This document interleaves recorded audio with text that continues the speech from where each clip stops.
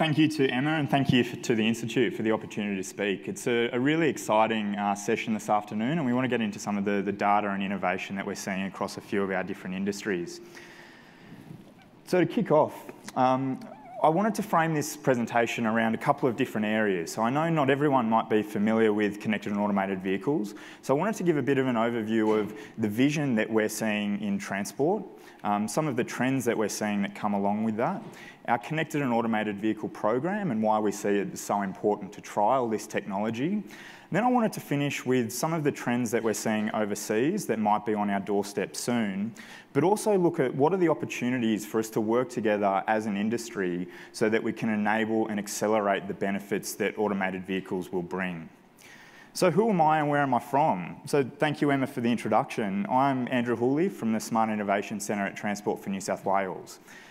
We were established in 2016 to really go out and partner with industry, with researchers, with technology leaders, so that we could understand what technology is coming around the corner and how it's going to benefit our customers. There's a few different things that we look at, but the real way that we work, and you can think of us as a bit of an initiator and an enabler for innovation. So where we see a strategic need or an opportunity somewhere, we'll go out and stimulate innovation and projects. But we're also an open door for industry to come to us and say, we've got an idea, we need some help to enable it, how can we work together to do that? When we look at transport in the state and more generally across Australia, we know that over the next 40 years, we're going to see more technology-led disruption and opportunities than we have in the last 2 centuries combined. The graphic that's playing behind me shows some of those innovations that we've seen over time, from the wheel all the way through to the person going off on their sort of flying drone there. What we know is disruption is going to come. What we don't know is what that technology is going to look like and how it's going to benefit customers. So it's really important that we work together as an industry so that we can understand what this technology is, how it's going to benefit customers. To really harness that, the New South Wales government put out a future transport strategy last year. So that sets a sort of a real standing over the next 40 years of how we can use technology and innovation to drive outcomes across the state. As I said, we don't know what the technology is, but we know the kind of outcomes that we want to achieve. So customer benefits, more sustainable places, and a growing economy. So when we talk about this technology, why are we interested in it and what are the benefits? Well, we see a few different things. The first is mobility, so improving the way that people move around and giving them options. The second is productivity, so the movement of freight, but also the efficiency of our networks. So can we use technology to get more throughput through different things to benefit congestion, as an example. And the third one there, and the most important one from our perspective, is around safety. At the moment in New South Wales, around 350 people lose their lives on the roads each year, with many more seriously injured. We want to bring that towards zero, and we know that technology can play a big part in helping us to get there. What we also know is in a lot of those incidents and injuries, human factors play a critical role in that. So as technology is developing, there's significant gains that can be made. But what we're going to hear over this session is how technology is already improving some of those things now. I wanted to touch on some of the trends that we're seeing as well. Now, all of these different elements, so automation, connectivity, electrification, and sharing, are emerging within their own right. Where we see the real benefits is when they're brought together and you can leverage the synergies that they bring. So I'll touch on some of the trials later that are bringing these together. But as a bit of a sort of overview, in New South Wales, we're doing a lot of work in automation and connectivity. We're also really passionate about the electrification side and the sharing side. So using on-demand transport, we're leading a program of 20-odd pilots across the state, which is a world leader in that space, so that we can understand different business models, not just in the automation, but also in the movement of people and the sharing, so that we can connect all of this in the future.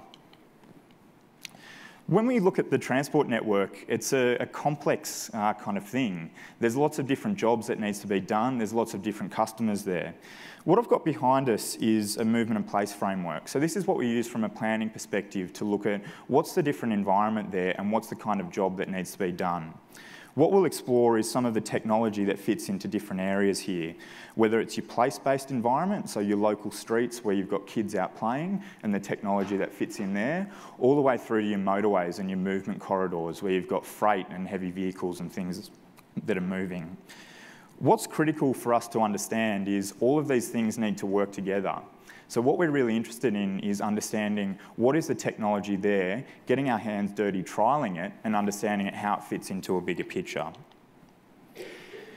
So that's what we do. We go out and develop trials and work with industry to do that. But when we do this, it's not just about the technology. It's about how it fits into an integrated transport network. It's about the customer outcome. So what are the actual benefits of the technology that's there? It's the technology capability. Where's it at the moment? Where's it likely to be in the future, and how do we plan for that? It's also about the infrastructure. So what's the physical and the digital infrastructure that's required to underpin and enable that? And also, what's the role of government and others to enable that? What's the regulation, the policy, both on a government side, but also on a business side, an industry side, internal regulation, internal policies to enable this? And then the last one there is the industry capability. So if we go out and we know that there's technology, it fits into the network, there's customer benefits, we can enable it from a regulatory side, but as an industry we can't actually enable it, we're not going to be anywhere. So how do we build that capability and work together? The other thing that's really critical is understanding different kind of environments there in terms of the use cases, but also different geographic and environmental conditions. In New South Wales, we're leading one of Australia's largest connected and automated vehicle programs. We've got 8 or so trials out there on the roads, and what I'll do now is step through a couple of those examples. So the first trial that we developed kicked off in August 2017. We did this at the same time that legislation was passing through the New South Wales Parliament to enable this trial, but also any other trials that we've developed and things that we're looking at. This legislation is really broad and effectively allows us to trial anything on the network without a driver, without a steering wheel, as long as we can prove a safety case. When we kicked this project off, we did a lot of human-centred design with potential customers around the Sydney Olympic Park precinct. What they told us was for this technology to be beneficial, you had to have a fleet of vehicles that was operating around the precinct, taking them from where they were to where they wanted to go. It took us a while, but last month we achieved that. We launched 2 of these shuttles in the Olympic Park that are connecting the train station to nearby businesses and out to different car parks. So it's a truly integrated first and last mile offering there. The other thing that's really interesting about this project is the connectivity to different infrastructure. So we've connected it to traffic lights. It's talking to traffic lights and understanding if it can go through or not. So that's a photo of one of the vehicles, but what do they actually look like in practice? These are some of our regional automated vehicle trials, which I lead. So this is in Coffs Harbour, where we kicked off just before Christmas last year. This is on a northern breakwall. We had 5,000 customers get on this bus over a 9-week period. Then we put it into the Marion Grove Retirement Village, where it was the world first trial of an automated vehicle operating on demand in that kind of environment. A couple of hours away in Armidale, we've had it on the open road network in the University of New England.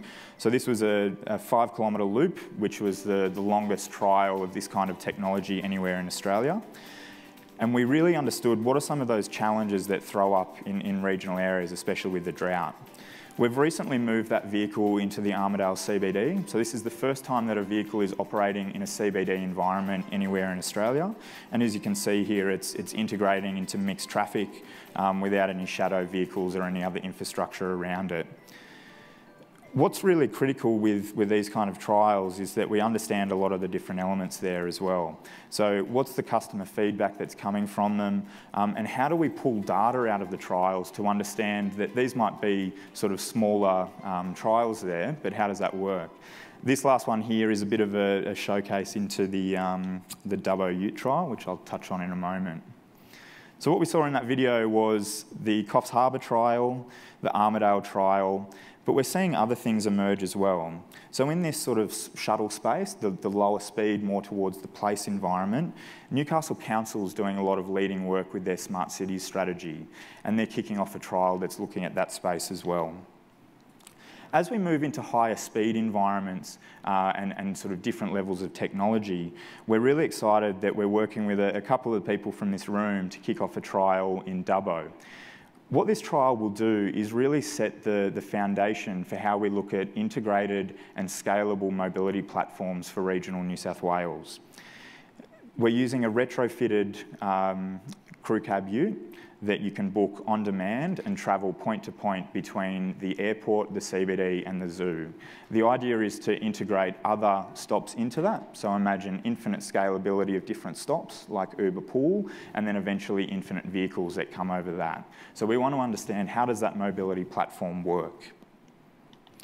The other element of that trial, which is quite interesting, is some research that we're doing around kangaroo interaction. And sort of feeding into that research theme, it's about going out and trialling things, but it's also about the development of what's coming up around the corner. We're quite lucky in New South Wales to be the home of the Australian Centre for Field Robotics, which is one of the most prominent robotics centres in the world.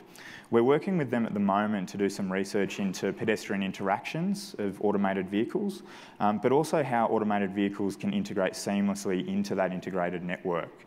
So we showed before the different environments in a network. If a vehicle starts off in one environment and wants to transition into others, how does that work? What's the safety case around that we need to understand before we allow it on the network? One of the other things here that I wanted to touch on is the communication element. So I'm sure a lot of people in the room have seen a lot of different claims come through and seen a lot of data around road accidents and incidents there. Imagine if the vehicles that you see in those claims could have seen around corners or understood what the car in front of them was thinking. How many of those claims would have been avoided or the damages mitigated? That's one of the things that Cooperative Intelligent Transport Systems, or CITS, is looking at. So the two things up here are showing that first scenario. If you've got some infrastructure that's looking out and scanning intersections, but then communicating back to a vehicle what's happening around that corner, how can you preempt things and then avoid them? The benefits of this are really sort of seen when different vehicles and different infrastructure start communicating between each other. So you can slowly build that sort of network understanding of what's happening and communicate it to different things around. On the research side, our Centre for Road Safety in New South Wales is doing a lot of work looking at what technology is out there today that can improve safety for our customers right now.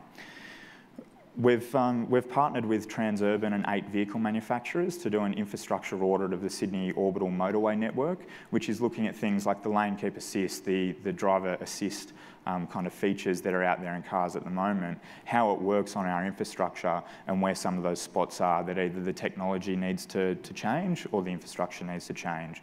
What that allows us to do is work with industry to identify these opportunities, but also feed back into our maintenance side to look at how we do things to enable this technology.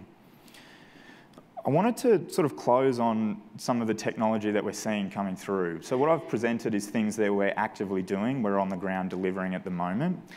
This is stuff that we're seeing around the corner. So in the US and China, we're seeing companies that are doing commercial operations of heavy vehicles at the moment. In the US, there are commercial routes that are paid from suppliers, so the US Postal Service and UPS, doing 1,000-mile journeys across parts of the country. That's automated heavy vehicles with an engineer and a safety driver in the cab that aren't touching controls at all, going from hub, turning onto motorways, driving down, turning back into hubs. So with that technology overseas, we need to ask the question, how long until we see that here, and what does it mean for us? Moving back to the mobility space, does anybody remember this cute vehicle that you might have seen a couple of years ago? Anyone? No one. 1, 2. So the mobility space is really accelerating fast as well. The groups that are developing these kind of vehicles are really looking to scale into commercial deployments of automated rideshare. So this vehicle has sort of transformed into this now. So around the world, there are lots of different facilities where you've got fleets of automated vehicles that are doing on-road testing and in some cases with real customers. So what we want to understand is, what does that look like? How can we use the current trials that we've got at the moment to build the foundation for how we get there? So what we're really focused on is building that understanding what are the benefits so that we can start to lay the foundation for an integrated automated rideshare kind of service somewhere in New South Wales. What we see is that foundation there, but it needs to be customer focused. Now, we don't know when that will be. It definitely won't be tomorrow, but it might be in the short term. So how does that work for us, and how do we look at an industry sort of as a whole so that we can be ready and leverage and accelerate the benefits when it comes? So I wanted to close on sort of saying that's a lot of the technology and the things that we're seeing in the connected and automated vehicle and transport space.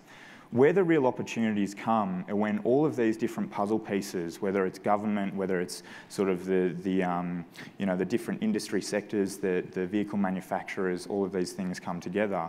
But the insurance sector is really important in that as well. So what I want to sort of finish on is what opportunities do you see for future technology in the insurance sector, and how do we work together to enable and accelerate the benefits of this across future transport technology? Thank you.